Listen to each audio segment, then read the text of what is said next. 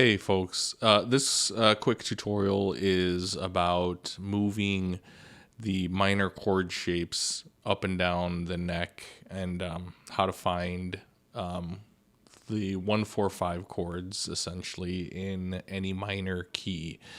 If you haven't seen my previous video on finding the 1-4-5 chords further up the neck by moving your basic open chord shapes, sliding them up the neck. If you haven't seen that video, you can follow the link in the description to take a look at that one. But this is essentially the same concept. In this case, we're going to be using the D minor shape, the A minor shape, and the E minor shape, since those are the open minor chords that we all tend to learn when we're beginners and we're starting out. So we have D minor, we have A minor, and we have E minor.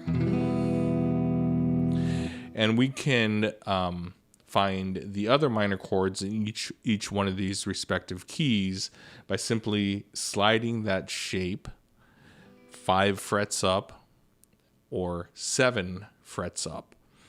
So the one chord in D minor is, of course, in the key of D minor is, of course, the D minor chord. So we have this D minor chord. If we take this exact same D minor shape, slide it up 5 frets, so here my furthest finger up the fretboard is the ring finger. It's sitting on the 3rd fret of the 2nd string. If I slide this entire shape so that that ring finger is now on the 8th fret of the 2nd string, I now have a G minor chord.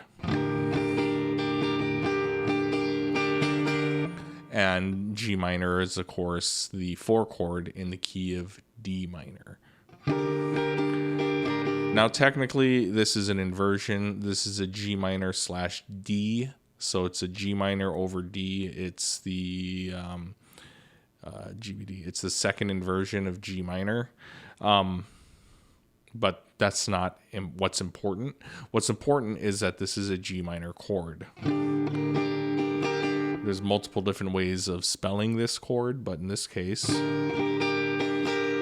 it's a G minor chord. If we go 2 more frets up for a total of 7 frets, so if we move that ring finger now from the 8th fret, if we move it to the 10th fret, I now have an A minor chord.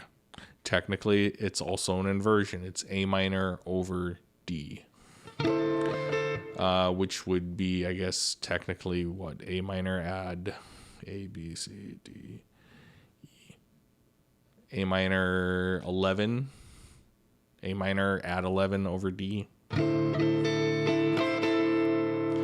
But that's not what's important, right? What's important is that it's an A minor chord. And it's the 5 chord in the key of D minor. So we can do a 1-4-5 in the key of D minor and be doing D minor, G minor, A minor, back to D minor. So we can be doing that, and you can hear that if we were to play those chords towards the nut, it would be D minor, G minor, A minor.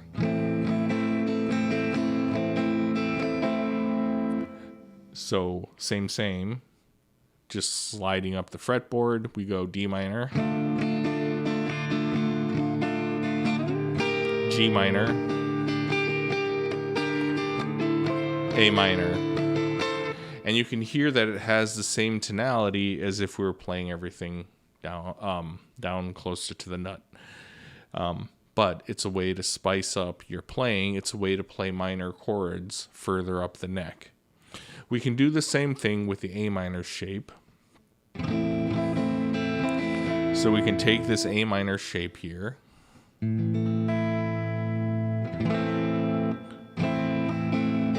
And we move, and right now, the 2nd fret is the furthest fret that I'm playing up the fretboard. So if we move that 2nd fret to the 7th fret, so we slide this entire thing up, now I'm playing a D minor add 9. It's technically an inversion, D minor add 9 over A. But what's important is it's a D minor chord. It is fulfilling the role of a 4 chord in the key of A minor. So we have A minor, D minor, and we go another 2 frets up, and we have E minor. Technically inversion, we would spell this E minor over A.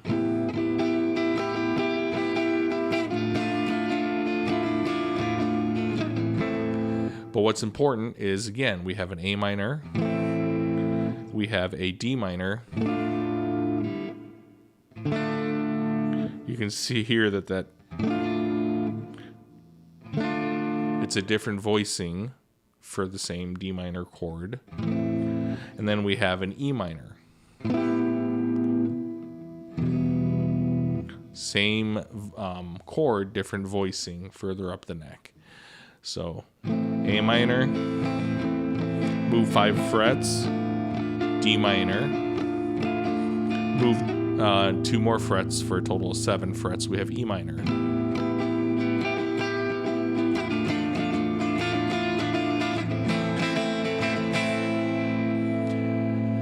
And then we can do the same thing with the E minor chord, right? The E minor chord shape. Now I'm going to play this E minor with my pinky and my ring finger. Normally we play it with our middle and our ring finger. That's normally how it's taught, because as a variation of the E, you just simply lift your index finger off, correct? But I'm going to be playing it with my ring and pinky, and the reason for that is, so we have E minor, and then we move 5 frets up to the 7th fret. We put our index finger down on the 5th fret. This is the only one of these 3 chord shapes that requires you to add a finger when you move up the fret. The others, you just hold the shape and move it up the frets. So we have E minor, A minor, and technically, if you want to spell this correctly, or one of the ways to spell it correctly, it's A minor add 9 over E. It's an add 9 inversion. And then you move 2 more frets up for a total of 7 frets, and now we're on fret 9 here. And this is a B minor. And again, technically a B minor over E. It's an inversion, but we don't care. It's a way to play B minor, which we normally play as a bar here. And you can hear that has a very similar sound. So we have E minor, move up 5 frets to the 7th fret, put the index finger down on the 5th fret, and we have A minor. Slide this up to the 9th fret, and we have B minor.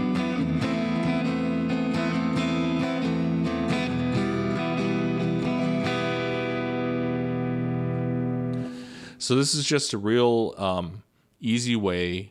Just remember, you're moving up 5 frets to get to the 4 chord, and another 2 frets to get to the 5 chord.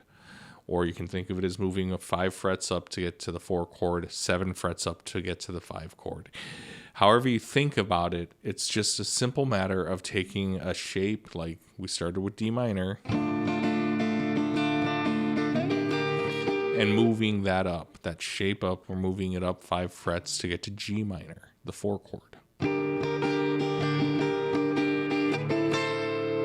And then 2 more frets up for a total of 7 frets to get to A minor, the 5 chord. 1, 4, 5.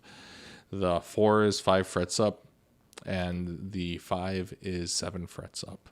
It's just a real easy way to move around the fretboard, play your minor chords in different positions, and you can use it to You don't have to be in the key of D minor, for instance, to use this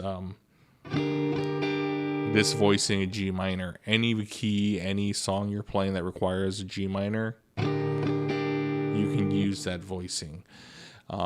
Same with any of the other chords that you figured out by just moving those 3 open chord shapes around. Anyhow, I hope this helps, and until the next tutorial, happy picking, y'all.